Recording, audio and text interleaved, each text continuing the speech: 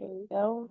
First and foremost is Linda, who is a proud member of Theta Zeta chapter of Sigma Lambda Gamma, with 7 years of experience as an emergency department nurse and 2 years as a flight attendant. Linda is passionate about breaking barriers and serving others in their most vulnerable moments. She holds a master's degree in nursing leadership and is deeply involved in process improvement and research to advance patient care. Linda is excited to connect and inspire others to make meaningful changes in their communities. Let's welcome Linda. Hi, everybody. Excited to be here. Michelle is a dedicated professional and proud sister of the Sigma Alpha chapter. With a bachelor's degree in psychology and Chicano studies and a master's degree in forensic psychology, Michelle has spent her career serving vulnerable populations. Currently, she works as a sexual self-response coordinator for the Arizona National Guard and is pursuing a PhD in psychology, focusing on historical trauma in the African American community. Michelle is committed to advocacy, education, and empowering others. Let's welcome Michelle. Hi, everyone. Happy International Women's Day. Audrey is an award-winning bilingual strategic communicator with nearly 15 years of experience in the federal government. She has led media efforts for the Biden-Harris White House, Senator LaVonta Butler, and Senator Chuck Schumer. Currently, Audrey heads policy communications for YouTube in Washington, D.C., where she works to inform the public about YouTube's positive impact. A proud member of the Sigma Beta chapter, Audrey is passionate about using her platform to amplify important voices and stories. Let's welcome Audrey. Hi, everyone. Excited for this. Carla is a proud member of Sigma Lambda Gamma since spring 2012. He's a forensic scene investigator with Massachusetts State Police Crime Lab. Born and raised in Puerto Rico, Carla earned a Bachelor of Science in Forensic Science from the University of New Haven. He specializes in examining physical evidence, processing crime scenes, and providing court testimony. Carla is an active member of the New England Alumni Association and is dedicated to justice and community service. Let's welcome Carla. Hi, everyone. Thanks for having me. And last but certainly not least, Cindy. Cindy is a distinguished attorney with a multicultural heritage and a passion for justice, a former U.S. Army service member, and a New York City Fire Department rescue paramedic. Cindy now specializes in international corporate law and intellectual property. She is an active member of Sigma Lambda Gamma, serving as the president of Gammas United AA and on the governance committee. Cindy is deeply committed to mentoring the next generation, teaching mock trial programs to high school students, and empowering her community. Let's welcome Cindy. Hi, everyone. Thank you so much. So, thank you for giving our panelists a warm welcome. We are extremely excited to have them here today. Now we'll move on to our panel discussion where we'll hear from these amazing and distinct women who are leading excellence in their respective fields. Each of these women have their unique story to share and will explore their journeys and challenges and contributions. If you guys have any questions for them, please use the question and answer box as they will be answering questions as well. And it'll be easier just to track. So just a reminder, use the question and answer box when you have any questions. So first things first, this question is for anyone on the panel. Can you share a pivotal moment in your career where you faced a significant challenge and how you overcame it?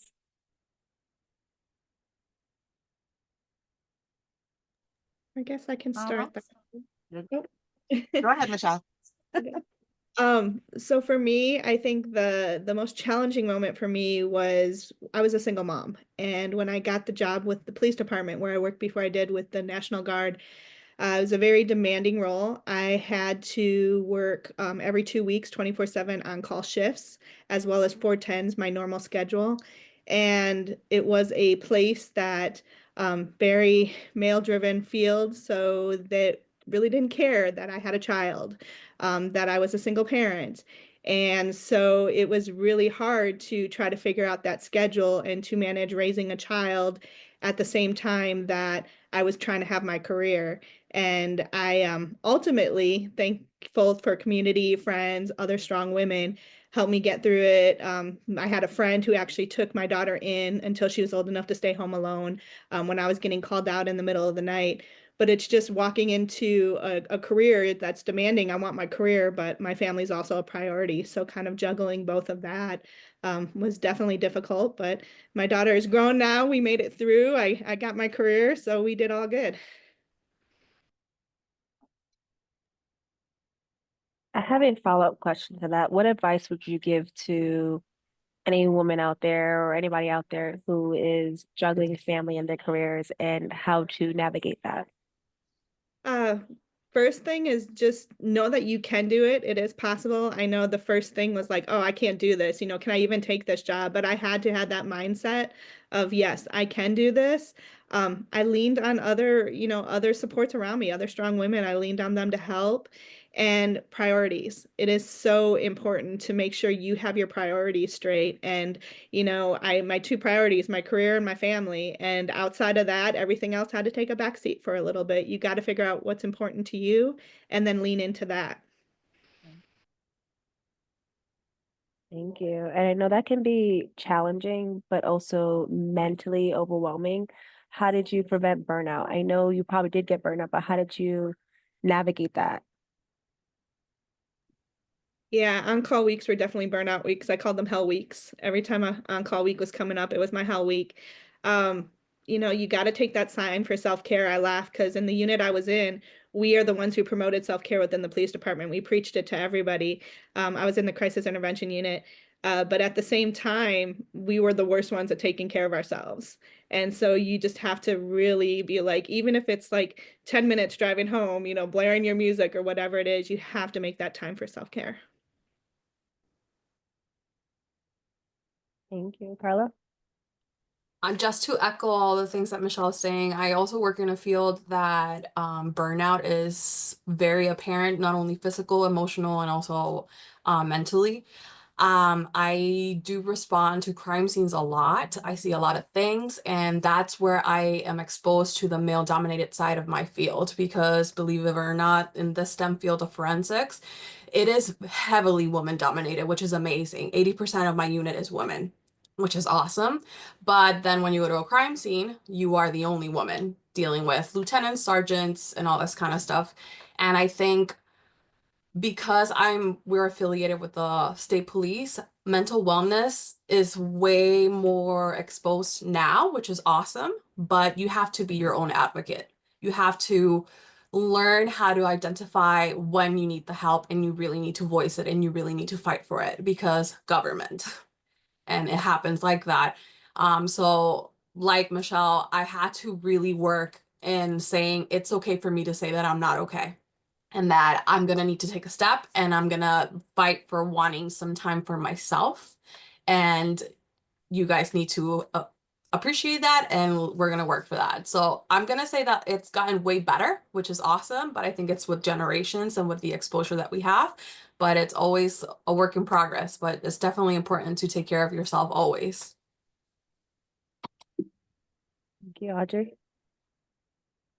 I worked in government, so at the White House and the Senate, while having two kids under the age of 4. And my husband also works in the government, so we both had very demanding jobs. And I remember we had to have these like very real conversations of, as a woman, I've learned to accept you can't have it all at the same time. Like you are going to feel like you're not either giving your children all of the attention or you're not giving your career all of the attention, and that there's going to be a push and pull.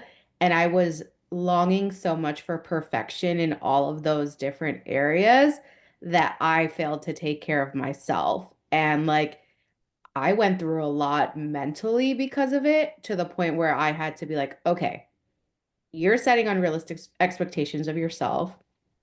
You want it all, but you can't have it all at the same time. So at this moment in your life, what is most important? And for me, it was like my children. So I decided to leave my job in the Senate and look for a new job, now working at YouTube, but it has more flexibility. I can come and go as I want, right? So sometimes the advice is also like know when too much is too much for your own sanity, and be able to like take a pause and be like, in this moment in time, which of all of these competing priorities is most important to me? Yeah, Yeah. for sure. Yeah.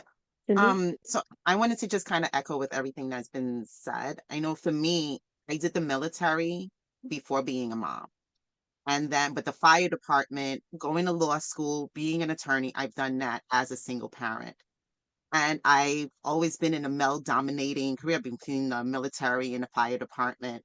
One point when I became rescue, I was the only woman in Manhattan that was a rescue medic.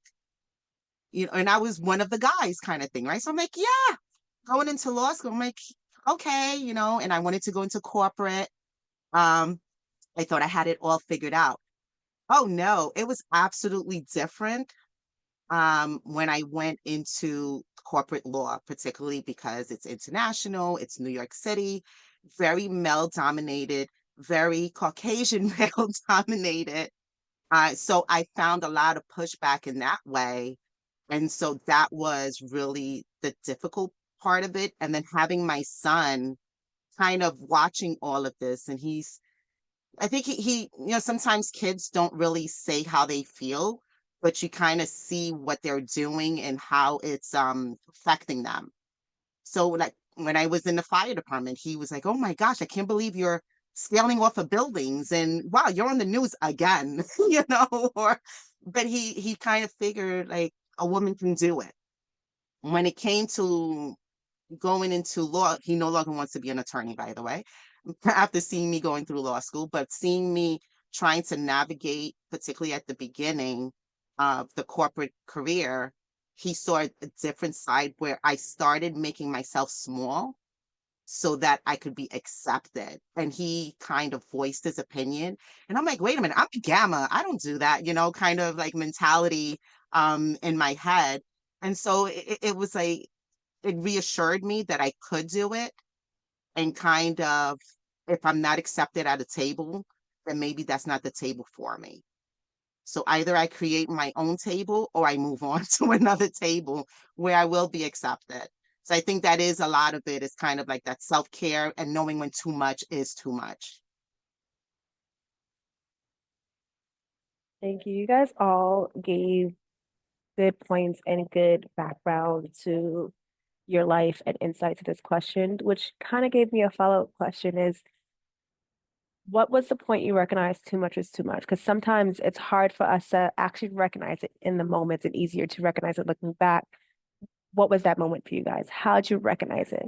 Because with the hustle and bustle of things, you don't really sit down and think about it. I think for me, realizing like too much is too much is particularly like you can physically feel it. Your body's exhausted, you know, like I'm drinking 4 cups of coffee a day. I'm relying on energy drinks, you know, like you can physically feel that, okay, I need to take a step back and breathe and take a day for me. And sometimes I've had to learn to tell people no, no, I can't do this today. No, I can't participate in that. Just kind of learning balance, right? Balance in what I can and can't handle.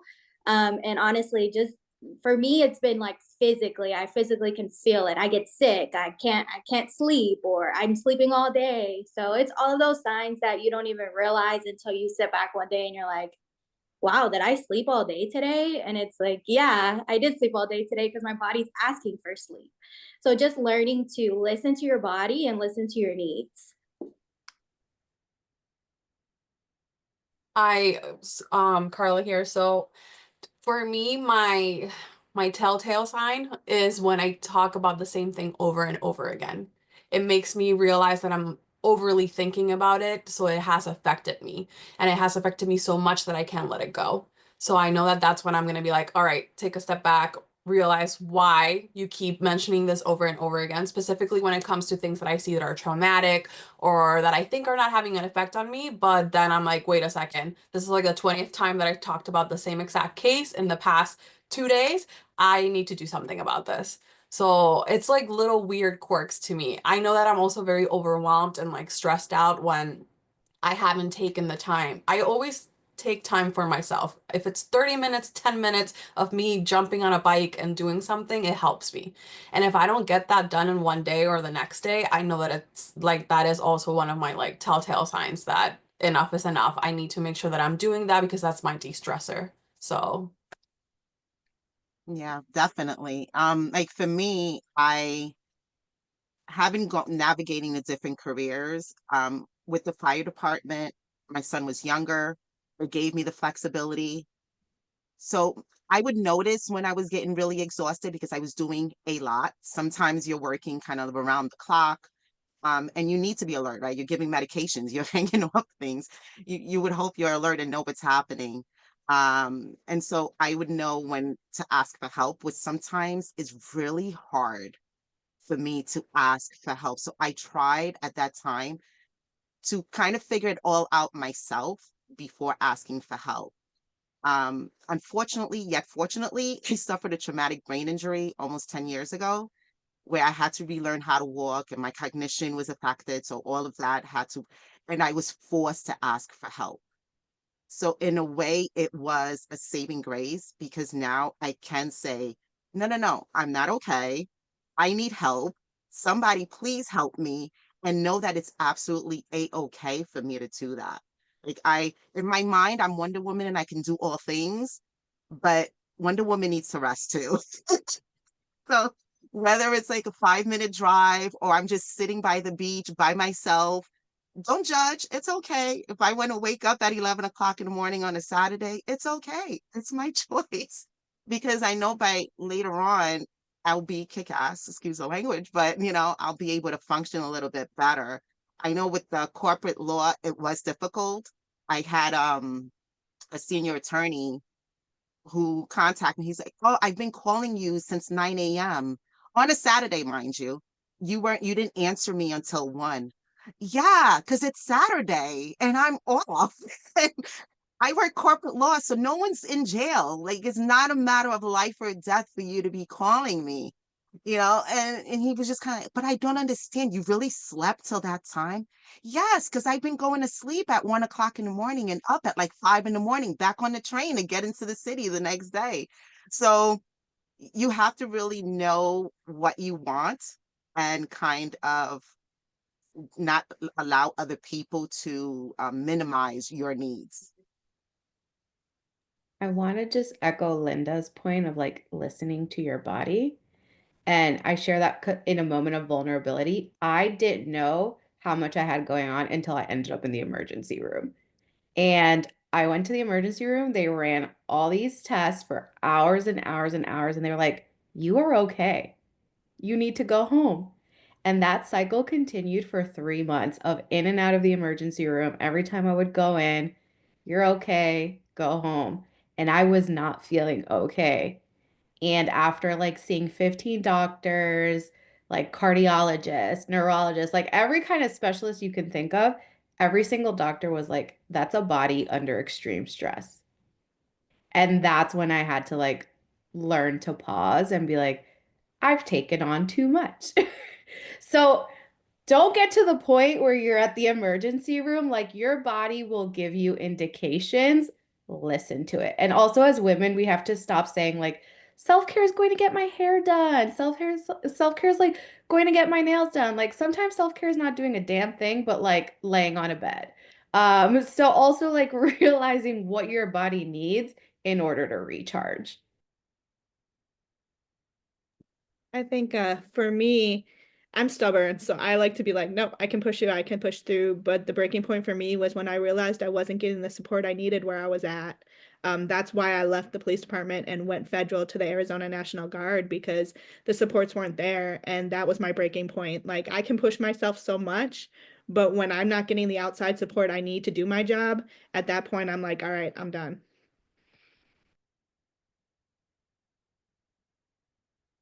Thank you. I would say these are all great advice, especially the reminder that self-care sometimes is just meaning doing nothing. Because sometimes we think for self-care, we have to like get our nails done or hair done or whatever the case may be.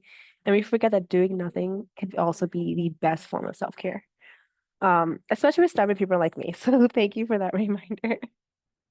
Um, But I do have a question. You're you got to this point in your career by being who you are and really being demanding what you need and how your career tailors to you. Can any of you share a bit about your career journey and how you became a leader in your field? I'll go. So I graduated law school in 2020, the midst of the pandemic, as everyone remembers.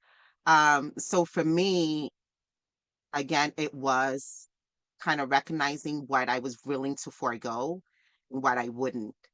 My first firm, I was, I mean, giving everything, right? And then it just felt like it wasn't enough. There was this one partner who it seemed like no matter what, it wasn't right. He would yell at me and then come back to my office and apologize for yelling at me. And he was like, I'm really working on it. And I'm like, okay. But then it would happen again. And it started becoming this repetitive cycle where I'm like, am I in an abusive relationship right now? Like, what is happening? Um, and so I try to go through the channels and get help for it. My breaking point was when I spoke to the managing partner, and he said, so I overheard a conversation with this one partner saying something about um, seeing people that were in Philly, because someone else was saying a story about how he used to go to these summer programs and such. And I overheard him saying, oh, wow, so you got to see them as people. And I said, wait, what? So that really piqued my interest. And then he kept going and he was kind of like, I used to like the Rockettes, but then they started letting other people in. And there's no reason for the Rockettes. The whole point of the Rockettes is for them to be like one color and one look. And I'm going, oh, so it's not only that I'm a woman you have an issue with, it's that I'm a woman of color you have an issue with. So when I tried to go through the channels and wasn't getting the necessary support, and I tried to, and that's where I made myself really small. Because I'm like, I can do this, like I can overcome, but it started affecting me. Like just the depression. I didn't want to get up in the morning. And it's all these things that we've been saying, like listening to your body, because your body will let you know this is not the place for you. So finally, I went and I spoke to the managing partner, and he goes, but I don't see why you have a problem. You're not Black. And I'm going, okay, first off, when you look at me, you might not know. Yes, I'm mixed, but honey, like that's totally besides the point of what it is that I'm saying to you. And at that moment, I realized that that was not the place for me. And so I took a gamble and I walked out and I was done. And it was kind of like, oh my God, I have college tuition to pay and I have like a mortgage to pay. What the freak did I just do to myself? So I took a major gamble, but I knew that I didn't want to sacrifice my health. Because if I stayed there any longer in an environment where I was not being supportive, um, my son would have no mother to pay his college tuition either way. So at least I took a gamble to try to make the best. I did eventually find a firm where I'm at, where I have great work-life balance. My boss, if I go after hours and log on, little secret, I do switch off the Teams thing so you don't know that I'm logged on because she'll call, why were you logged on at 7 p.m.? Stop answering the clients. And I do see a lot of entertainers, like a lot of my clients are entertainers. And so creative processes all hours. So I do believe that having taken the gamble allowed and knowing my boundaries and what I was going to take or not accept has led me to a position where I'm more happy and recognized and accepted and still able to make a difference. I live by two mantras in male dominated fields. One, I don't believe in imposter syndrome. Like, I do not experience imposter syndrome. I feel like I'm in the room because I belong to be in that room. And like, I walk in there with that sense of confidence and like hold my head up high and like speak with conviction as we're taught as gammas.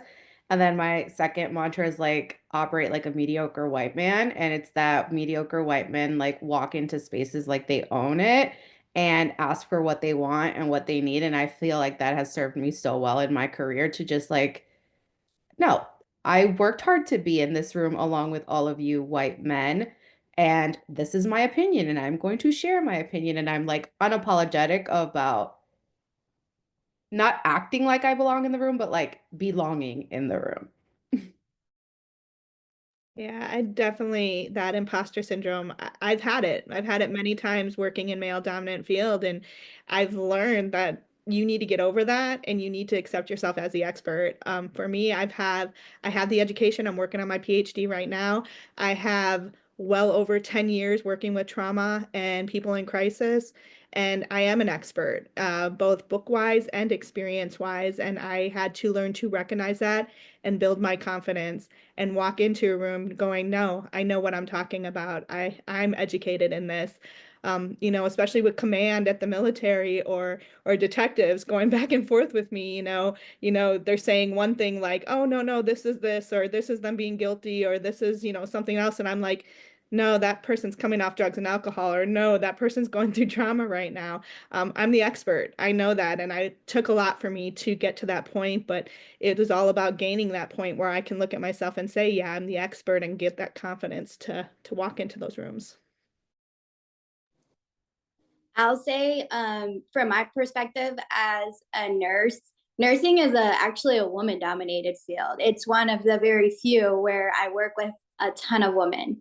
But being a nurse in the South specifically, you have to become a leader in speaking up for patients, because I've seen so many instances where nurses they don't even realize the biases they have when it comes to women of color, especially, something I'm very passionate as an ER nurse is we have young mothers that don't have access to care. Nurses treat them differently because they are certain colors. They don't speak, we have a very large Spanish speaking population. Because they can't speak English, nurses will treat them differently. So I've become a very big outspoken person about, we treat every patient the same, regardless of what language they speak, what they look like, where they come from.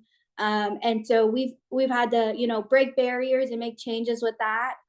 My most recent project was we finally got interpreter iPads for every single patient care room, which has helped tremendously with our Spanish and Korean speaking population.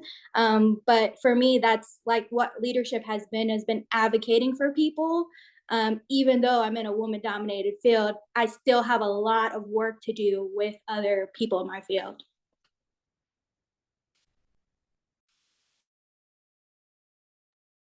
Thank you. These are all amazing advice and great viewpoints. Which leads me to my next question. What role has mentorship played in your career, and how do you pay it forward to the next generation of women? Because we all got here basically through mentorship. And really, I think oftentimes we forget that. So we wanted to know how mentorship really plays a role and how it shaped you and how you can be a mentor for somebody else. I'll say in DC, especially in like the political bubble that I live in, when you get to the city, the first thing everyone tells you is find a mentor. And the reason is because the jobs you get here aren't necessarily because you're the most knowledgeable or because you applied, it's because of who you know and who in the room spoke your name. So I had a boss who took such a liking to me. She was a Latina woman, and 3 out of the 5 jobs I've had in DC was because when someone said, do you have like someone you recommend for this position? And she's said my name. So I've always like valued her as a mentor because she's always been very successful in her own right, but made it a point to like uplift me and not have like a chip on her shoulder of like, she's not pitching herself for these jobs, she's pitching me for these jobs. So like I'm forever grateful to her, and I've learned from her to do the same. I have so many young Latinas who come to DC looking to get a start in politics, and they're like, I don't know anyone, will you like just get coffee with me? And I never say no. I'll go meet anybody who wants to chat. And I've had so many women say like, you're the only person who's actually said yes, which to me is like such a crazy thing, but a point of like for us of reflection is we tend to sometimes see other women as our competition. And I think that especially is in like DC politics because the Latino circle is so small. And I've been intentional about like, no, there's room for all of us here and bringing along like all of these young women who are now seeking mentorship, who are like the next generation of like Latinas in politics and just like embracing them because they're not like there is room for every single woman at the table. So that's what how I've like interpreted mentorship. I will say in my field, I feel like mentorship is ingrained naturally into the profession because when you first start in forensics, you need to be trained. So you have someone that trains you, right? And then after that, you have senior analysts that you go to for some advice, and they're always open to try and help you figure out what you're supposed to be doing with this casework and all that kind of stuff. I will say though that although I'm in a very female dominated laboratory setting, there is only two minorities. It's me and it's one of the people that was my supervisor at the time. And naturally, I gravitated towards her because we have very similar backgrounds and I saw something in her that I couldn't see in my fellow analysts. Not to take anything away from them, but I think it's important because the microaggressions that I would be suffering, or actually like indirectly or knowingly they were doing in that environment, no one else could relate except her. So she taught me, she was a great mentor in the sense that she always approached it of coaching with a growth mindset. She always wanted to give opportunities for me to grow, but also she appreciated that I helped her grow while trying to mentor me. So now that I'm in a leadership role in my unit, I try to do the same thing. I advocate for the needs of all the people that are under me because if it matters to them, it should matter to me. And if it's going to bring growth to them, it'll also bring some growth to me. And I think it's important to be each other's keepers and never think that you know everything, even if you are the leader of the team. I feel like we're all on an equal playing field when it comes to learning and growing. And in my field, you should never know everything. Forensics is a field that it's always evolving. And the day that you think that I know everything is the day that you should probably look into a different field because that's not it. Like you should always strive for progress and growth. And I think that's what mentorship is and should be and should always be like that for us. Yeah, I definitely have some great mentors that I still look to, particularly from law school. And they were, for the most part, either women, women of color, or Latino, like common background. So I have some professors that even 5 years later, I still connect with them. But during law school, I studied law school 2 years after my accident. So it was a lot. And it was okay for me. The school made it okay for me to ask for help, and certain professors really took a liking to me because I still try to advocate for other people. I still try to put programs together through the county to try to better healthcare for marginalized communities. So they saw that and they kind of saw something in me that I think helped me make it. Because even on the days where I was like, oh my gosh, I can't do this. Like my cognition is so slow. It's taking so long for me to understand a concept. Um, but they encouraged me to continue, and then here I am. So I do try to pay it forward. I've been mentoring at the high school, which is pret- prominently like minorities, like Latinos, African American. And so I have students now who come back who've graduated college because I started in law school, and they come back and they're like, Miss Molina, thank you so much for your life lessons, because everything is a life lesson. I will make it a life lesson. Like I go in to teach mock trial, but I'm teaching you how to get through life. And they've gone into Ivy League schools and graduated and having six-figure. I mean, money's not everything, but it's nice for them to be able to really be considered and to get these positions. And then when they come back and they thank me, they're like, "Thank you for your life lessons, because you taught me that I am okay. Like I am intelligent and I am deserving and I am able to be in such a, environment." It feels good because it's like, okay, so it's kind of paying it forward. So what I got from my professors in law school and such and I'm giving it over. So it's kind of passing through. Um, and even meeting people. I mean, I met a law school student on the train and I saw her textbook and I sparked a conversation with her a couple of years ago. And she took me on as a mentor. And she is going to be interning at my firm this summer. And she's like so happy about it. She's like, it's okay to speak to strangers, guys. You know, like she posted on LinkedIn. She's like, this woman just came up to me and sparked a conversation. And since then, like over the couple years, I'm like, yeah, these are the things that you can do. Like try to, because she did try to get a position, an interning position last summer, and she didn't get it at my firm, you know, and she continued. I was like, no, it's okay. It just means you're not ready yet. These are other things that you can do to help out. These are, you know, and so I do think that it helps because sometimes, particularly in this environment where everything is social media and it's kind of like before and then the after, but no one sees what happened in between. So I think being able to really voice the in between helps other people know that which path to get on or how to fix their path. That's true. Thank you. I do have one more question before I go into your specific role questions. And it's one of my favorite questions, which is as a woman of distinction, so as a Gamma, how has your involvement in SLG shaped your leadership journey? For me, the principles. I live by my principles. I love my principles. I live by my principles. My daughter will tell you she's a Gamma now, but she was raised on those principles. In my career, every single one of those principles play a part. Social interaction and cultural awareness. You can't have the empathy that you need in my kind of role if you don't have that cultural awareness and you don't know how to interact with people. I have to interact with victims, but also command, or when I was in PD, detectives. And I need to have that awareness of the different cultures. I need to have that awareness of how to interact with people. Academics, right? I'm always learning.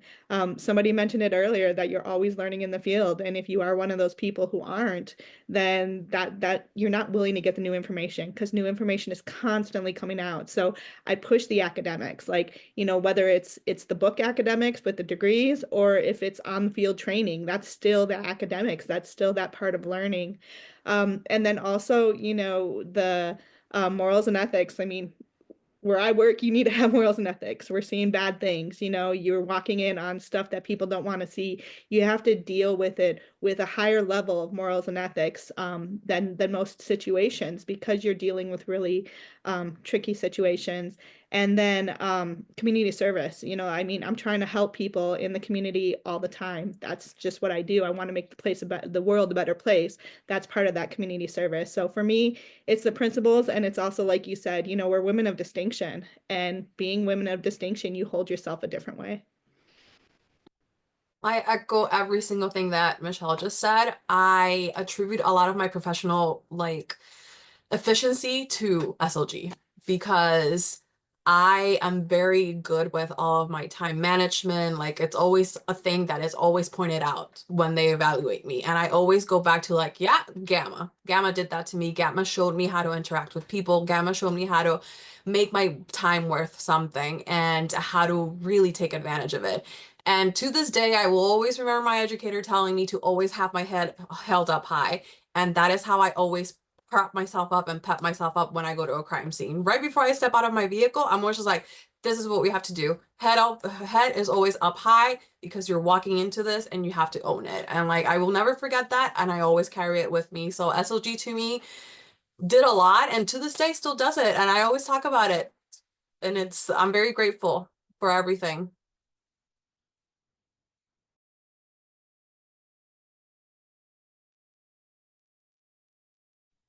Thank you. I love that. I mean, it's amazing to see how far we take our principles and how they actually apply in our everyday life, not just in Gamma. Now I'm going to move on to industry specific questions. So this one is for Audrey. As a strategic communicator, how do you use your platform to advocate for women's empowerment and gender equality? I guess I'll answer this question by sharing a story about when I worked in Senator Schumer's office. I was the one of two women. everyone else was a man. I was the only person of color, and I was also the youngest out of the group. So I was 27, everyone else was in their 30s. I was already like sticking out like a sore thumb. And I'll always remember that we were having like this huge debate about immigration. It was under the last Trump presidency, and it was when they were like separating families. So they were taking kids to one camp, taking the parents to another, and I was like, the only thing I can do in this argument is take up space and like be unapologetic about taking up space. And I was like, as a woman, as a Latina woman, like, here's my perspective. And I stood up to like all these like older white men who were trying to drive the conversation about like how I should be happy that the policy was changed so that the parents would be imprisoned with the kids instead of like separating them. And in that moment, I was like, they will learn to respect a woman's opinion and they will learn to respect a woman of color's opinion.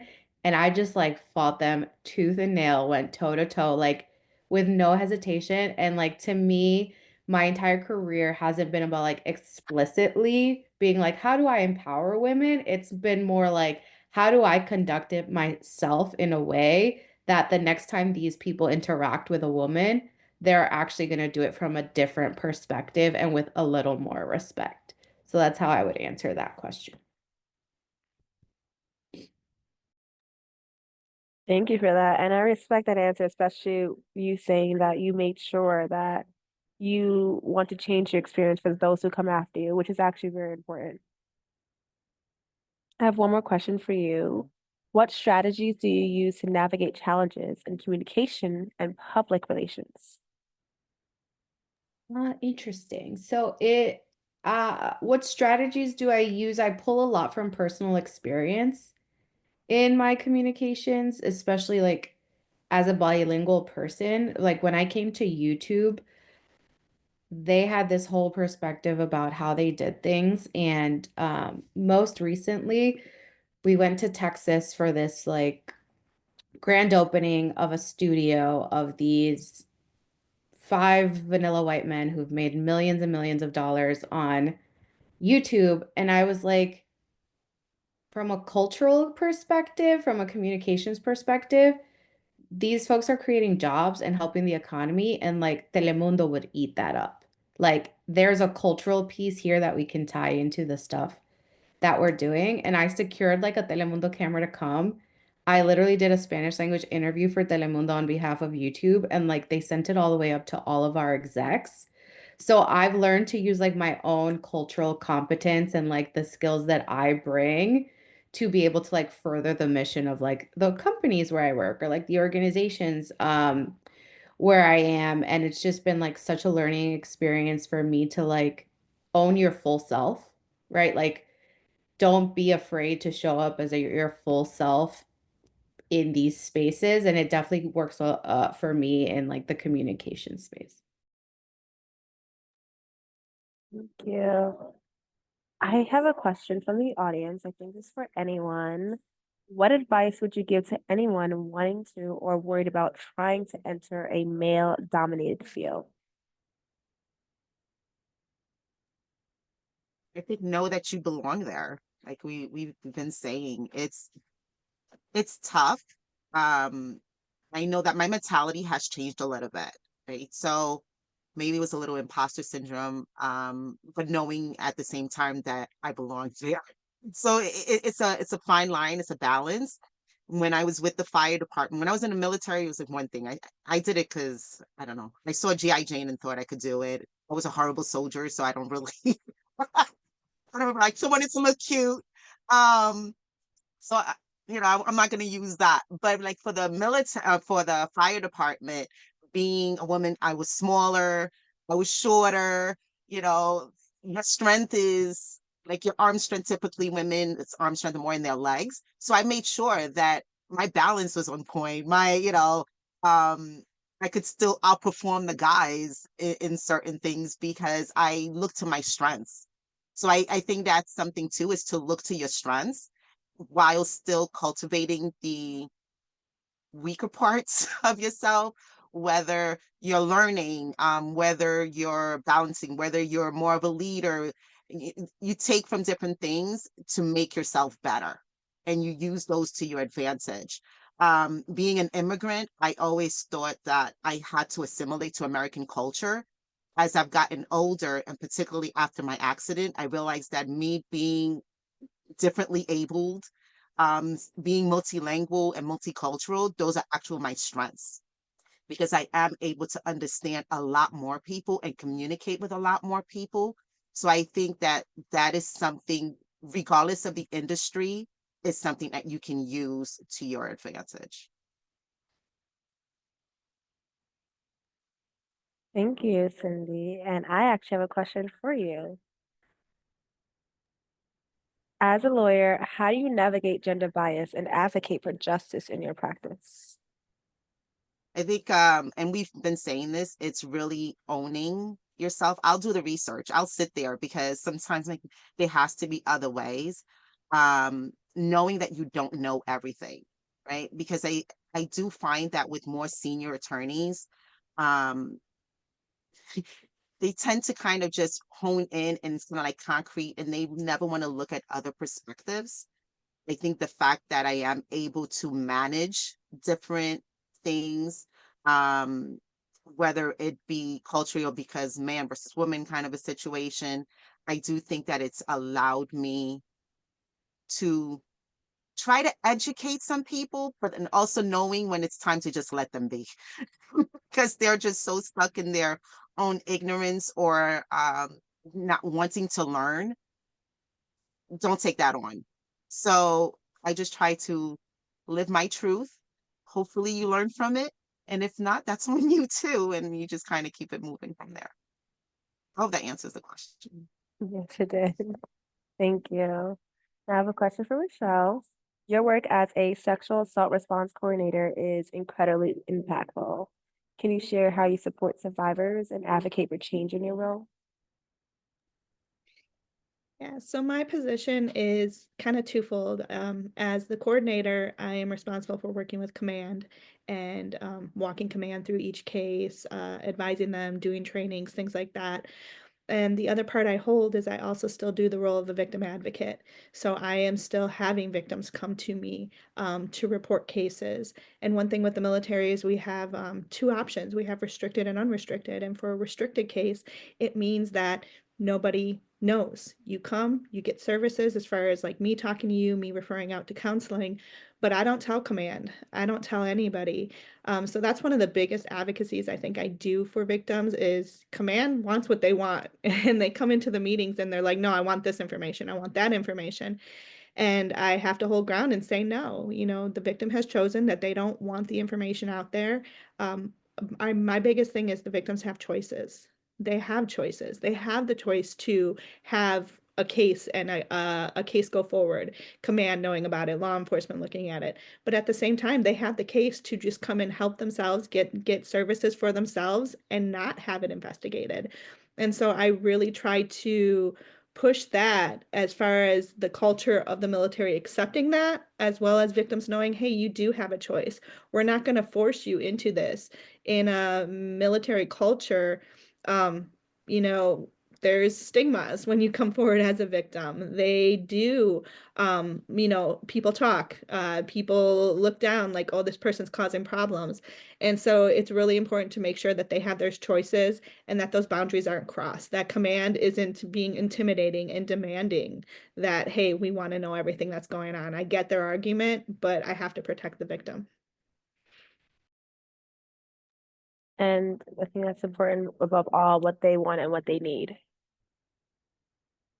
What systematic changes do you believe are needed to address gender-based violence and equality? Since I feel like you would know the best kind of like answer to this question. It's hard. It's definitely, it needs to be a change of culture, especially in the military. We're fighting against, and it's interesting because it's not just gender-based violence. It's violence in general. I mean, I'm dealing too with the locker room hazing. of, it's okay to smack someone's private parts. Same thing, a woman with a nice looking butt walks by, it's okay to smack her butt. This is the culture. This is what they believe, this is how it is. And so they don't see a problem with what they're doing. So it's educating that, hey, it's a problem. Just like you're taught in kindergarten, don't touch people in the private parts, right? That's what we need to re-educate these adults with. But the problem is we need command buy-in. And so that's where it needs to change, is we need to have those. Chain of command is huge in the military. And so we need people at the top buying in, saying, yeah, that's right. That's how the world is. It's not, you can touch anybody any way you want, whenever you want. Unfortunately, in today's society, I don't know, that's going to be a struggle getting command buy-in, because command buy-in, chain of command goes all the way to the top. And if you don't have the top buying into the program and agreeing with you, it's going to be really hard. So that change, even though we can work on it at our level, ultimately we need people in the top saying, yeah, you can't just put your hands on somebody anytime you want to. Thank you. I wish phones could change the world so easily. I feel like life would be much better. Okay, this question is for Carla. Forensic science is a fascinating and challenging field. I love it. What inspired you to pursue this career, and what unique challenges have you faced in this industry? So I feel like I'm one of the lucky people that since I was in middle school, I knew what I wanted to do. And I attribute that to my English conversational teacher when I was little. We had a special project in looking into what you would like to do in the field and when you were older. And I've always wanted to be a lawyer, but when it comes to law school, lots of money, right? But then the next best thing for me was always science. I'm a very big science person, and this is the merging of law and science. So it just became this organic thing. And back in '09, there was not any programs in Puerto Rico that were accredited for forensics. So I was lucky enough, I had a scholarship to the United States, and I ended up in Connecticut, and I went to school for forensics, and that's how I got my degree. And then at 22 is when I got my job at the state police. And that was a very fortunate event because it's a highly saturated field. There's so many people that are wanting to be in this field because what is known as the CSI effect. We all love CSI, we all love Law and Order, and that's created a lot of interest, which is awesome. But then there's not a lot of jobs. So you are really competing with a lot of people. And I think my biggest challenges as a woman come from me being specifically a Latina woman and when I go to crime scenes. In those spaces, it's very hard to hold your tongue when you're dealing with these departments that have preconceived notions of the people that they're trying to serve, victims and suspects alike. And sometimes it is very hard to not want to just kind of like give a little verbal slap, but you educate. And I know that I'm white passing, so they never expect me to be Puerto Rican and start talking. So I always remember this one time, which it did happen. Someone made a comment that if you had Goya products in your house, that meant that a murder would happen. And I took high offense to that. So I just looked at him and I was like, well, I guess I will be the next victim because I have a full pantry of Goya products since I am Puerto Rican. And then he kind of like took a step back and was like, oh my goodness, I did not realize. I was just like, yeah, but you do need to stop making assumptions and realizing these things when none of this has any correlation whatsoever. So I think working and navigating those spaces are extremely hard, but I take pride in knowing that I can leverage my position in educating people. So, like how Audrey said before, to make it better for other people before me and also with the people that they deal with, because they tend to police with these microaggressions without even knowing it sometimes, even the people that are just processing the evidence. So I think that is one of the biggest challenges in my field, to be honest. And it's hard. It sounds very tough, but I'm glad that you're fighting back and you're not just standing there and taking it. No. Um, so a little bit of a fun fact, like not a fun fact question, but a kind of unrelated question. How do you approach problem solving and critical thinking in your work? That is like one of the pillars that we live by. Anytime that you get a case or you go to something, you have to do critical thinking. You always have what's known as the forensic question. So you look at the case and you're like, what am I trying to link here? What's the forensic linkage that we're looking for? Scene to victim to suspect or to each other. So I use it every single day for every single case. It depends on the type of case. If you think of breaking and entering, that is a little bit way easier than like a triple homicide where you have to think about multiple bleeders and how to better answer all those questions. Cold cases are extremely challenging because you've had so many people look at them, but they are a good challenge that a lot of people like to have because it's a fresh set of eyes, it's new technology every couple years, and it's thinking outside the box, and you really have to think outside the box. So it is a challenging field that you will never be mentally bored. You need to always be engaged. So Thank you. I know I'm gonna hit you up later about like cold cases questions. You know, I'm fascinated by those. If anyone is like me who likes true crime. This question's for Linda. Balancing two demanding careers as a nurse and flight attendant is no small feat. So how do you manage your time and energy between these roles? Because that's kind of cool. Yeah, so both of my careers are very much customer facing. I definitely always have to prepare myself before I go to either job, you know, with good music, just to kind of get my energy up. Especially like becoming as an ER nurse, you know, you see people at their most vulnerable moment, the worst day of their lives, you know. So just kind of bringing in that positive energy always kind of turns the energy around as soon as they step in the room. But ultimately, balancing both careers is all about, you know, being flexible. I always tell people like my weekends are Wednesdays and Thursdays sometimes, and that's okay. And I'm in, you know, Dubai on a Thursday because that's my weekend. So just kind of being flexible. And then also kind of like I stated earlier, just, you know, listening to my body. If I'm tired, sleep.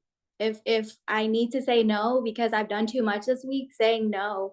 Finding things to enjoy. You know, I love going to the gym. I love traveling. I love trying new food. So those are things that make me happy and make me feel like I can be my best self at work.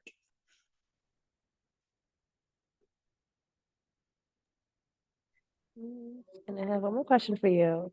What lessons have you learned from your work in healthcare and aviation that you'd like to share with other women here today? So many lessons.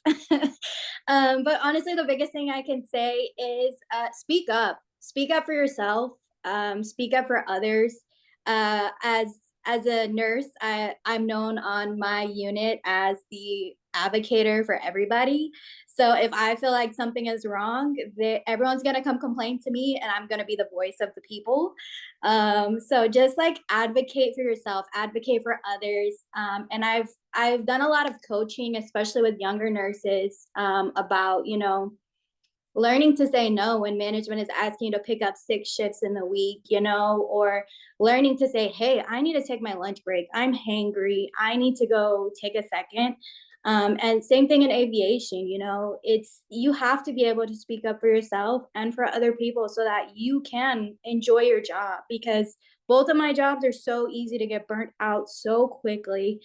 You're dealing with people all day long, 24/7. You don't get a moment to yourself, you know? So you have to learn to speak up for yourself and your needs.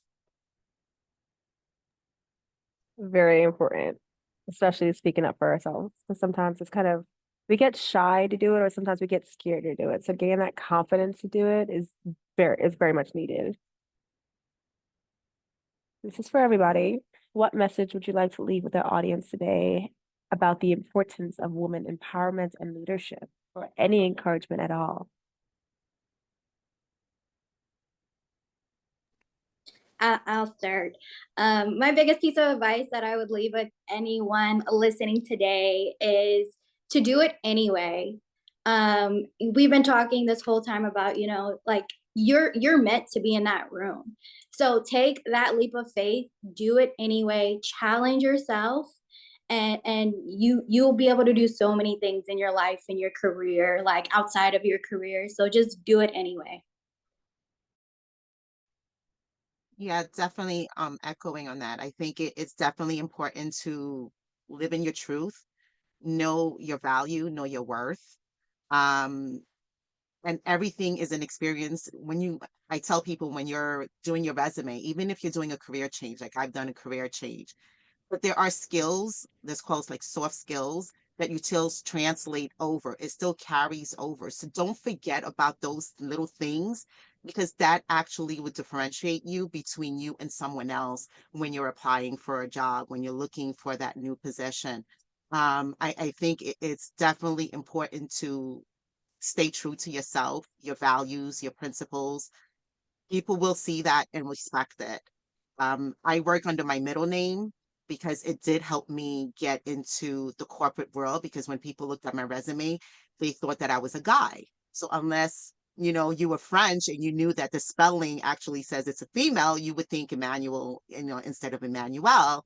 And so I would get called in for the interview, and then like, oh, you're female, you know? And even now, I'll send an email and it's Emmanuel, and then other attorneys, they're trying to like bully me into something, and they get on the phone and they, oh, wait, I was looking for Emmanuel. Yes, it's Emmanuel. And my points still stand, you know?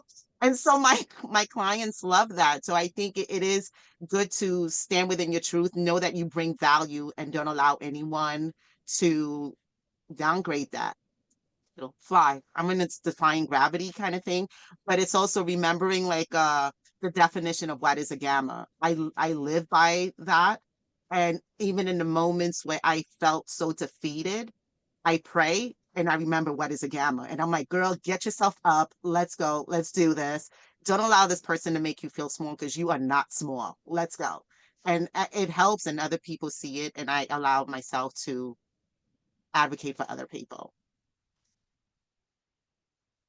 To jump on that, exactly what she said, know your worth, be confident. Definitely be confident. Remember, you're a woman of distinction. That's key. I use that word all the time. My daughter hates it. I use it all the time. But as gammas, we are women of distinction, and that holds a lot of meaning. And that means hold your head up. Hold your head up when you walk into that room and know that you belong there. I would just add to all of this, yes, let's empower each other, support each other, but also let's hold each other accountable with love to make sure that we're actually, it's easy to get lost in it sometimes, right? It's easy to get into the patterns, and then you always have to reassess and reevaluate yourself. But it's also important to do it for each other and always know that it's coming from a place of caring, because we're each other's keepers. So it's like we're all in this together, and let's succeed like that.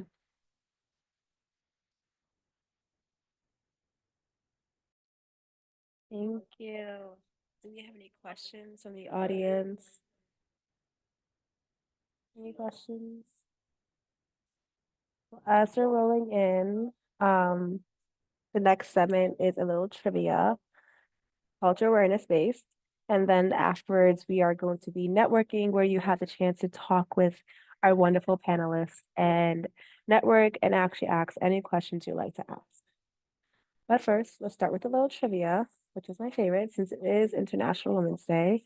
And I wanted to highlight a little trivia from all around the world. Can everyone see my screen? Awesome. Okay.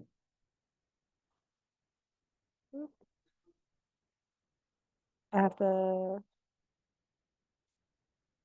there you go. So you can get the QR code or type this in to join, so we can kind of be interactive and have a little fun. I'll join with you guys as well.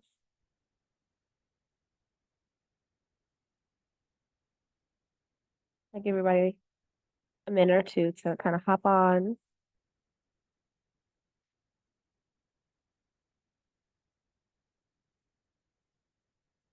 Okay. Oh, who's sad? Somebody put a sad emoji. But okay, glad to see everybody hopping on. Not everyone putting sad emojis now. Are y'all trolling me? Okay. Okay, cool. I'm ready. I'm going to start. So today's goal is that we'll be exploring the origins and tensions surrounding International Women's Day around the world, because one of our concepts is cultural awareness, and I wanted to highlight around the world since it is international, not just USA. But before that, let's answer a question. To what extent do you agree with these statements? Ah, okay, it's not loading, but we can go to this. What words or thoughts come to mind when you think about International Women's Day? So enter a word.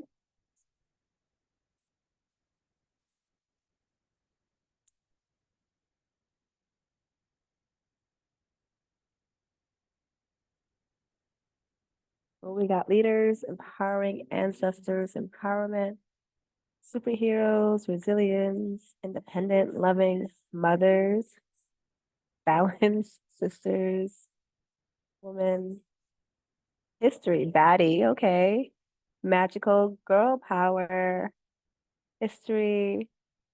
I feel like my eyes are playing tricks on me now.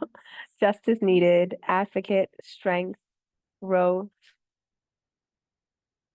incredible, connection. I'm loving all these.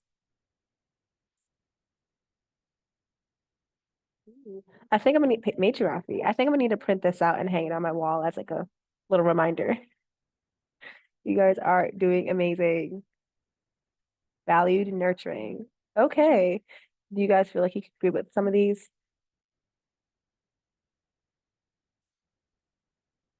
So, okay, I'll move on to the next slide as you guys are typing it in. I think I might actually just print this out for referral and hang it on my wall, my mirror. So the theme for this year is take the story of Juliana Silva, a young scientist from the fictional country of Zerland who developed an AI-powered education program for girls in villages without schools. Her work embodies a theme, ensuring no voice goes unheard. This year's theme is Voices Unheard, features empowered, focuses on giving a platform to marginalized women in remote areas.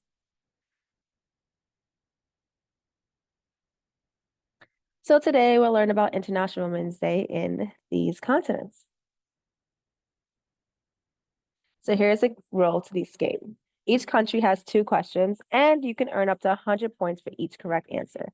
The faster you answer, the higher you score. I know some of you get a little bit competitive, so let's see how you guys do with this. It's okay if you mess up, just don't kill me. Remember, it's to learn.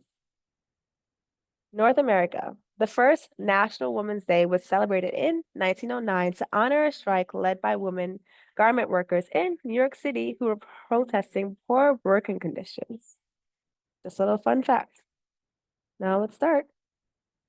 The question's 1. Enter your name on your phone.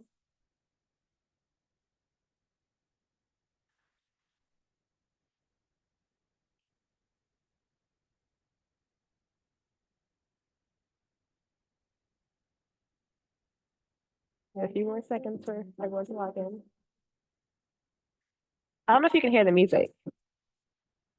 Nope, it happens all the time when I have the headphones. Okay, is everyone ready? Yeah, 3 more people logging in. Okay, ready? Awesome. Start. So, true or false? The US is in the top 50 countries for female representation in public office.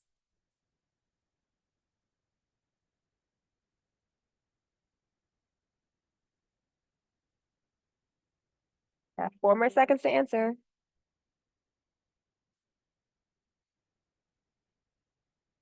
False. So, most of us were correct. Despite the record numbers of women running for office and winning in recent years, the US ranks 78th in the world for female representation in public office. Now you all Crazy, know right? what I I had to know. Is deal this with when I before worked or in after this politics. last election?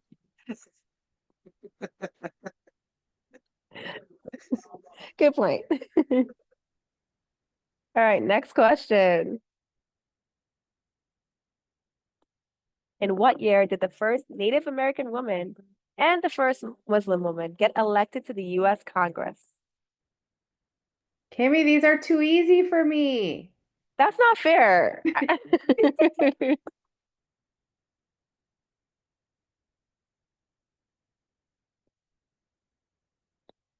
Okay, yep. 13 of us is correct. It was in 2018, actually.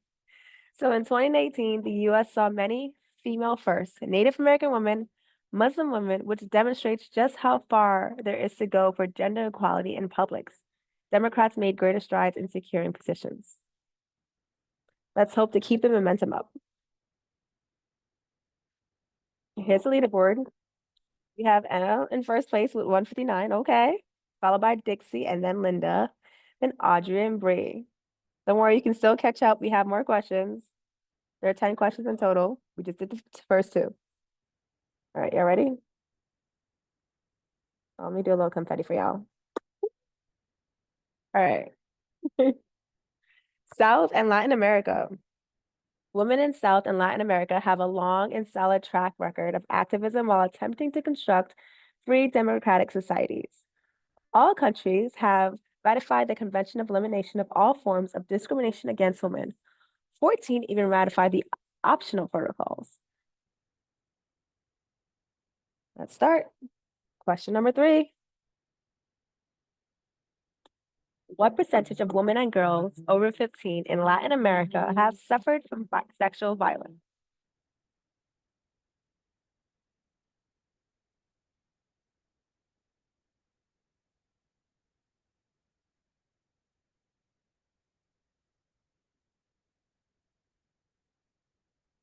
So the answer is actually 33%.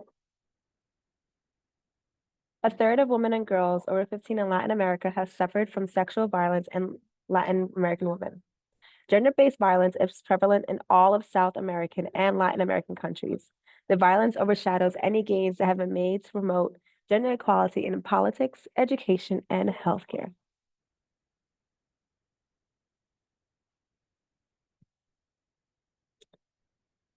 Question number 4. You saw the answer. Didn't even see the answer. True or false, Latin American women have the highest likelihood of being killed compared to women in other regions of the world.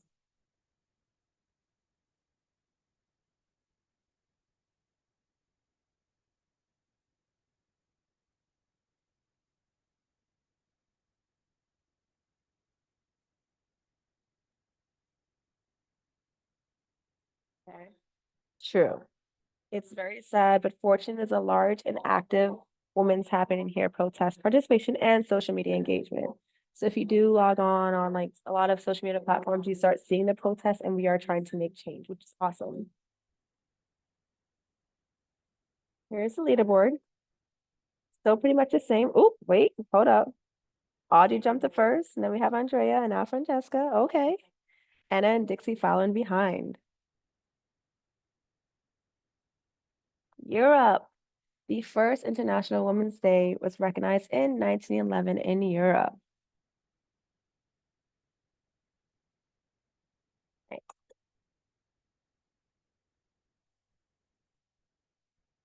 Okay, in which year did large-scale protests and strikes take place on International Women's Day in several European countries?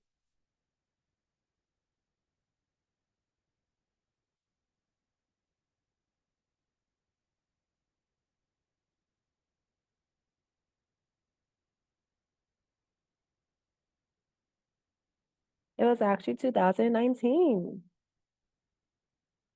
I did not play my little fun fact slide, but it's okay.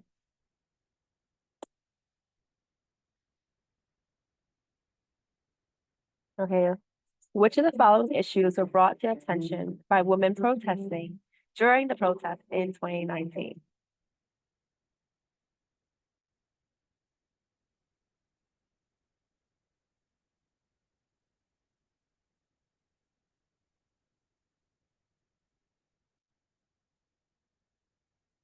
It was human trafficking and violence against women. That was the main issue in Europe in 2019 when they protested.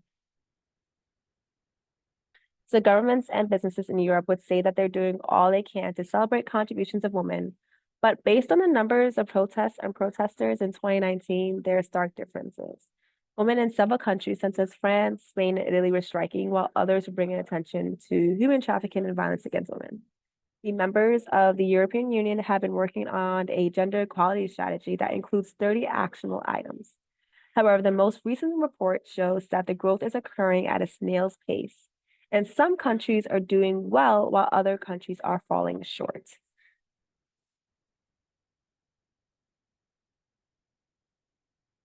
Here's leaderboard, Velo, and Betty. Okay, Africa. The Maputo Protocol has advanced rights of women in Africa beyond the existing international human rights legal instruments, which is awesome. These include the legal prohibition of FGM authorization for medical abortion in instances of rape, incest, and SA.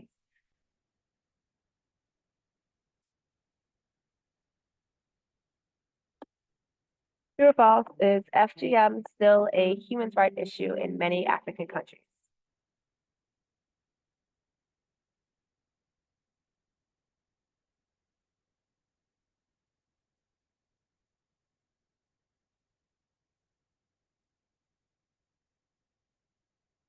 It is true, unfortunately. It is still a human rights issue with 200 million women and girls have experienced FGM. Not only is it harmful to the health of a female, but it also affects their mental health, which is why we have a lot of organizations dedicated to trying to get rid of the FGM practice.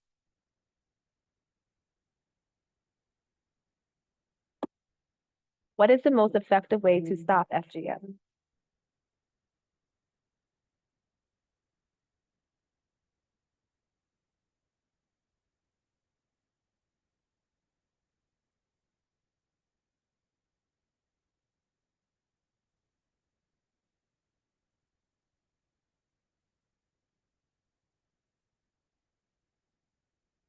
So the only way to stop it is the collective abandonment by entire communities because of the culture surrounding the practice. As much as we educate a lot of young women and we try relocating them, it is hard because of the culture and tradition they grow up in. So trying to get the culture to abandon that form of custom is the only way we can seriously affect and stop FGM. The United Nations Women is also working with traditional leaders from 17 African countries to establish new cultural norms that not only eliminates FGM, but also child marriages. Linda is rocking the longest streak. Okay. Audrey's next, Cindy, and then Andrea. Asia. Despite some progress in recent years, a large number of Asian women and girls continue to suffer severe discrimination. Violence against women is one of the deadliest forms of violence in Asia. Here's the 9th question out of 10. In which country have women been imprisoned for fighting for the right to drive?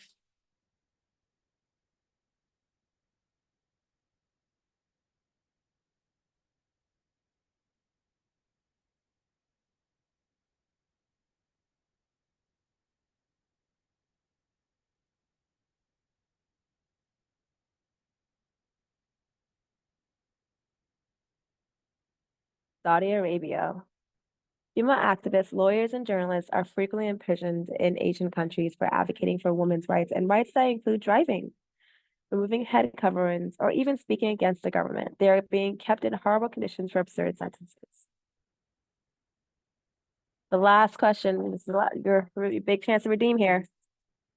International attention on imprisoned female activists is only given on International Women's Day. True or false?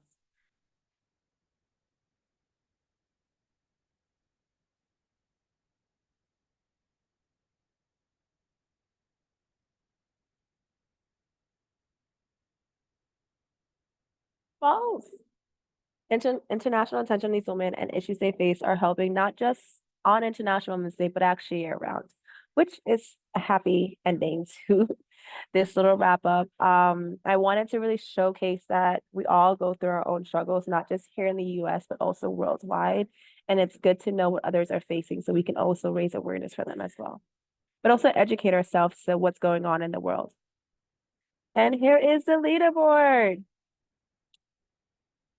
Cindy holds the longest streak record, and Audrey wins with 501 points, followed by Linda with 470, followed by Anna with 464, and then Cindy with 461.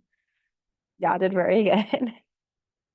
Awesome. Okay, I think this is like reflective of my life because I was kind of there in the beginning and then I dropped to like 20th and then I came back up. See, never count me out, man. I'm gonna come back. you're hilarious. Life lesson. So what's the first word or thought that comes to your mind when you think about International Women's Day now, after watching everything you saw and all the fun facts you just learned? Strength, resilience, more work, fight for equal rights and justice, fighters,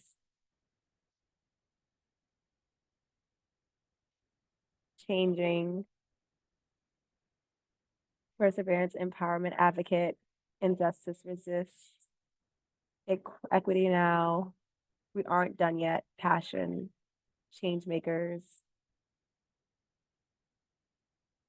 powerful, suffragette, overcoming, love. I love the fact that you can see the drastic change from the before to now. And I think it really sheds light on how, yes, we've come so far, but there is more work to be done. And don't give up because there is change. It is happening. It might not happen at the pace we would like it to, but it is happening. And just to not let off their legs. So what are some small actions we can take every day to empower the women around us? And then we're going to vote for our favorites.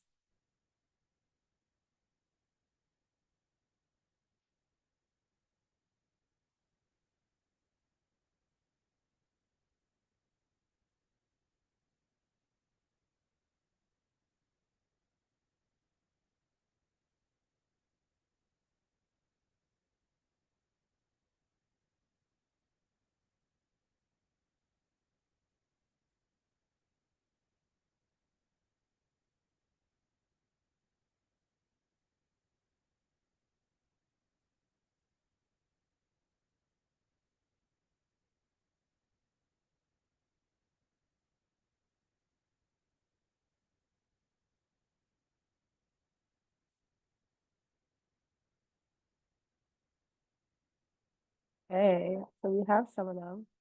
Advocate, be inspirational, lead by example, educate, don't be afraid to speak up, encourage, advocate for our rights, and support each other through times of uncertainty. Be unapologetically you, lift as we climb, encourage leadership, support women in leadership roles, whether at work, in community groups, or in personal spaces. Education with SLG webinars such as these, encourage one another, empower as we are climbing to the top. Education, advocate for each other, advocate for each other, educate for our future generations, and keep fighting for our rights. Bringing awareness and encouraging others, support and uplift each other. It can be as small as a compliment and heavy as advocating against injustice together. Community service, protest, in tandem, we overcome. Speak up when you hear or see harmful stereotypes, behaviors that limit women's opportunities. Expressing gratitude and support for each other, being informed and educated. Awesome. I'm going to go next to the voting. You can just vote for which one you can see yourself doing within this week, at least. So if you can at least make a change this week, what change can you commit to this week?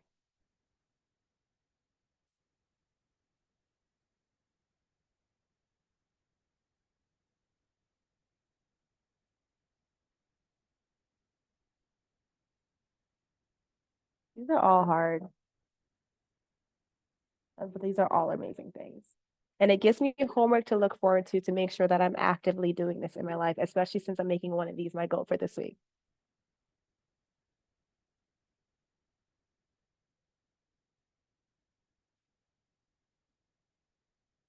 Hey. You can also like more than one, by the way. Everyone ready?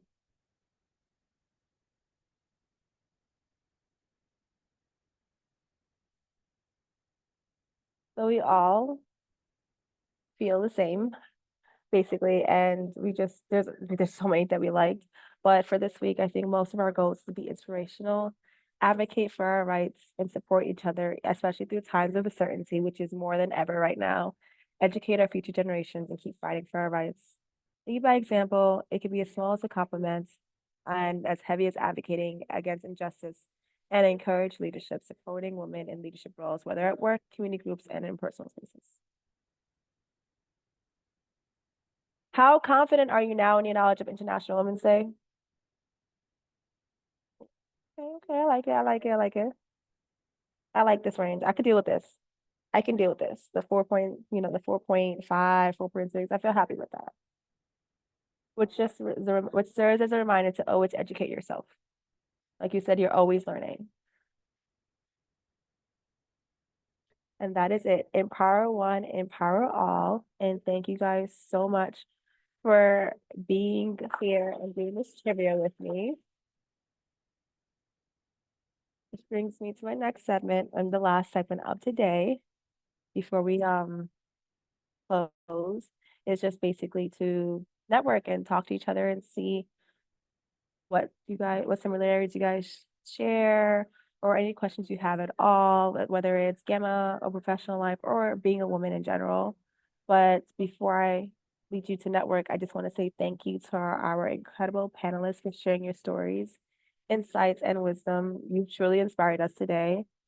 I know I'm going to be taking some of these messages and actually applying it to my life. And as we close, let's remember that celebrating women's excellence isn't just for today. It's a year-round commitment. Let's continue to uplift, support, and empower one another, especially because we're Gammas. That's all we do, and that is in our values. And I want to say thank you to everyone who joined us today, and we hope you leave feeling inspired and empowered to make a difference in your own fields and communities. So thank you so much. Going to leave you guys and let you guys network. If you have any questions, feel free to drop in the chat. Anything at all. I'll now allow everyone to be able to talk as well, network and chat.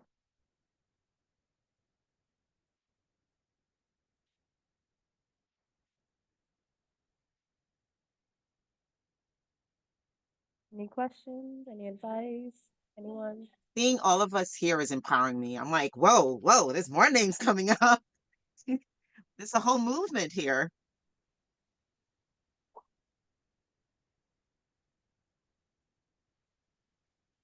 As I am one by one allowing everyone to be able to talk, I'll check the chat afterwards. Someone said, when is our next webinar, Kimmy? Our next webinar. Oh, yes, please join our next webinar. I will love for you guys to be there. Our next one is actually April 5th. That is the Weekend of Founders, because guess what? It is a webinar where we have our founders being on that call, on the panel with the first line ever of SLG, which is amazing, Hall of Distinction, and the Education Foundation. So that is one you definitely do not want to miss because it is our history. It's why we are here. You'll be able to ask some questions. You'll be able to hear the story of SOG. Yeah, it's one thing to learn about it, but to hear it coming from their mouth and their experiences as they're going through it is going to be iconic. And to be able to just really see them and talk to them is kind of crazy cool. But also being able to see what else can we do and what's SLG? Is it how they expected it to be? What's different? And what else they would like to see SLG in the future? Because we're here to stay. So I'm glad that we are growing, and that is our next one. And there's another one, but I'll send you the emails following this call as well.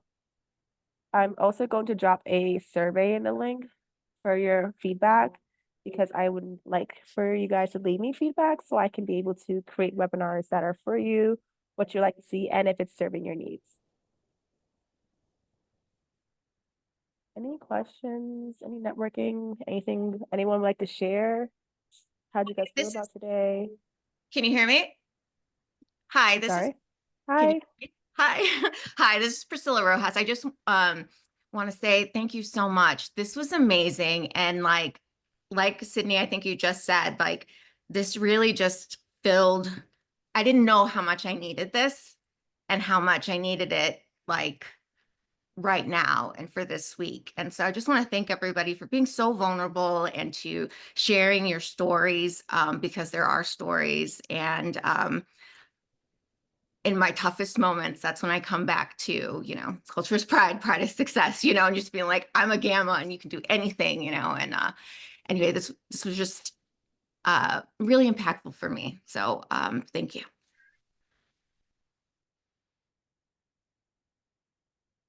I'm so happy you feel that way and that you were empowered. That is the goal. And thank you for being here. Any of our panelists have anything to share or what they would like to share?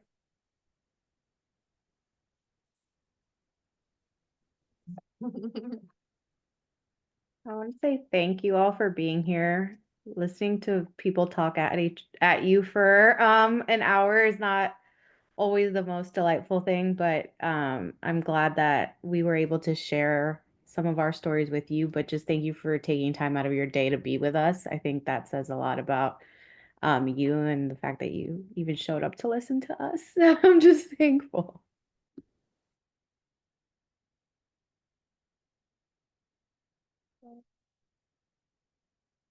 It's supposed to be networking. So any questions anyone have for anyone, whether it's professional, I do have a professional question, and it's for Carla, because I told you I was gonna come after you with this cold cases and all that. How are you able to wake up all hours of the night to be called at a crime scene I and don't, be able to function? I have no idea. At the beginning, I think I had so much anxiety of missing a call that you don't sleep well. Because you're always like, oh my goodness, did someone call me? And then like if you don't respond, then you get in trouble because you're not, doing your job or whatnot. I think I don't know. I'm just used to it now. Like it's easy to me to get up at any given point. I am now also a dispatcher, so I dispatch people as well. I think that one's a little bit more nerve-wracking because I am the first person that the department calls, and then I have to make the decision if we're going to be there or not. So I have to put my really big pants on and say, no, this is not something that we're going to do because it makes no sense. Let me tell you why. And then they give you like a lot of pushback, but I don't know. I I just got thrusted into it and then I made it work and it's keeps going and my son is 5. He's very aware of what I do. He just explains it very weirdly. He says that I catch bad guys with nets. So I was like, no, I don't do that. I was like, I do it with science. I help. And he's like, okay, sounds good. He doesn't like it that I go out when I'm on call. He knows when I'm on call because I wear a uniform and I have a different car. And he's starting to not like it, which gives me mom guilt, but it is what I want to do and I have a very supportive husband, which is awesome. So we make it work and the days that I'm on call, he's like the de facto parent and that's awesome because it takes that away from me so I don't have to like feel as bad.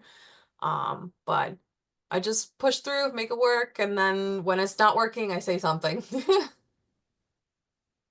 you're doing amazing. I know about the mom guilt, but you're doing absolutely amazing.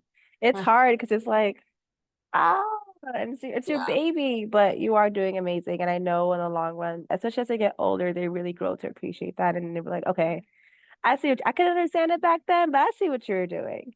Yeah, now I just Mom equate it guilt is to real. yeah, I was like, you want to go to Disney? Mommy has to work. He's like, okay, it makes sense now. I'm like, all right. This sounds I fun. think as women, Oh, we're so willing to give other people grace, but we have to remember to give ourselves grace. Mom guilt mhm. can be real. I Yeah. mean, I used to work around the clock. I still don't know how I did it when I think back on it.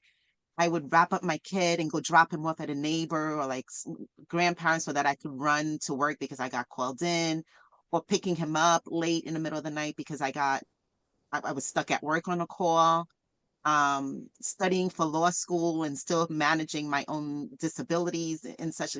With everything, I still try to make my son the priority. And I thought that I was at times failing as a mom. And as I think he was in high school. He goes, I think back and you only missed one of my events growing up. And it was because you went to a funeral.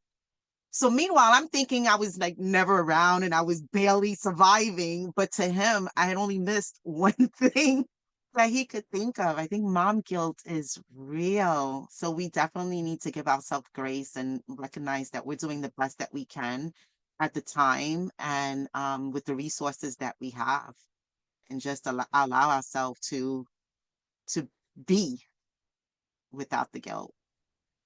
Thank you. And I think you gave a good, like a good perspective on that. Like we might be viewing it a different way, but our kids are just viewing it as you're doing it all and that you're there and that's superheroes. And we probably think, oh my gosh, I'm not doing enough. And they're like, no, you're doing a lot. So that is a good reminder. I think someone does have a question for you though, Cindy. They said, I'm interested in IB law. What would you say was the biggest challenge entering into the field and what advice would you give to future lawyers? Thank you to all the panelists. This was great. Um, the biggest challenge is really it's owning your confidence. I think that's the biggest challenge. Knowing that you know the information. Like I remember when I started at that firm that I mentioned before, I was able to kind of um, give law, and without even looking, and having that partner kind of just not even listen to me. But then when the white male, or I think it was Carla who called it vanilla male, said, was listening to what I was saying and saying exactly what I said. And the partner's like, oh, yes, that's right. But then when I would say it, is either I wasn't heard or I was told to bring the research, will print the document, that showed that what I was saying was correct. And I'm like, fine, because I know I'm right. I will print. What do you want? When do you want it? Which year? Which country? Which language? So I think really knowing what you know and still being willing to keep learning is definitely important. So to any future lawyers, remember your why. With anything, remember your why, because when it gets hard, you need to hold on to that to keep moving forward. Thank you. And then we have one more question. Thank you all for sharing your insights and experiences. Would you all be open to sharing your contact information if sisters would like to reach out and network further outside this seminar? Awesome. So if you can, just drop it in the chat. And then I'll also send out a follow-up email as well with this information so that you guys all have it as well. Any other questions? Anything else before we depart?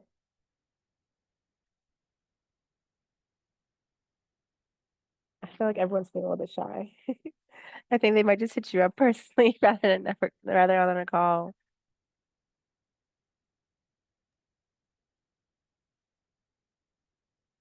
If there's no other questions, thank you all for showing up and being here today. It's especially important that you guys were here today and were able to network, hear the amazing stories that we can resonate with and others that we had no idea about the struggles of.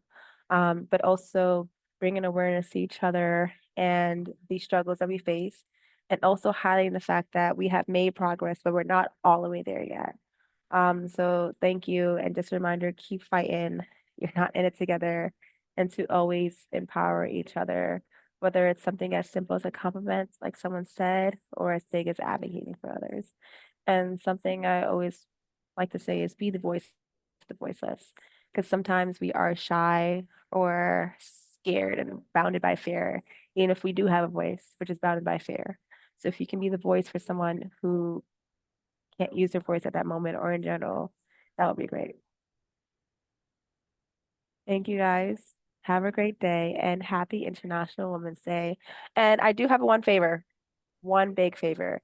If you guys are on the call and are able to send me an email with who you are and a picture and the field that you're working in so I can highlight to you guys, that would be great. So I can kind of put a compilation together on our page because as Gammas, I want to highlight the amazing work we are doing. I'll also send that on an email. But thank you guys. Have a great one. Have a great day and hope to see you guys soon. Bye. Bye. Thank you so much. This was Thank you great. so much. Thank you.